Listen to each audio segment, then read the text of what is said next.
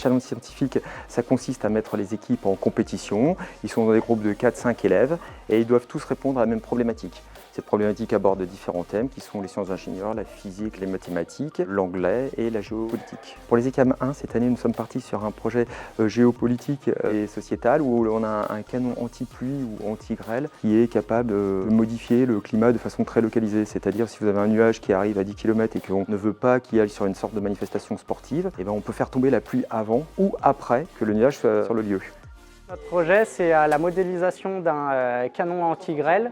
On est un groupe de 5. Moi, je m'occupe plus de la partie sciences de l'ingénieur. Les professeurs sont disponibles pour nous quand on a des questions, quand on est bloqué sur des équations ou par exemple sur les logiciels de modélisation. Et donc dans ce projet, ça permet d'apporter du concret dans un travail de groupe qui est quand même plutôt sympa à faire avec les copains.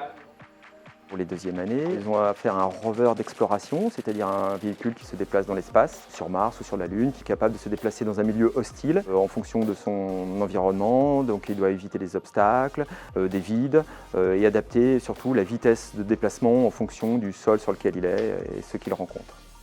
Notre projet, ça consiste à créer un robot qui doit aller sur Mars. C'est un projet qui est concret en soi parce qu'aujourd'hui, on se pose beaucoup de questions et il y a beaucoup de recherches là-dessus. Donc qu'on fasse ça, nous, à côté, à plus petite échelle, c'est vachement intéressant. Pour créer le robot en tant que tel, la SI est importante et puis la physique. Les maths, ça nous permet d'avoir plus de recul aussi.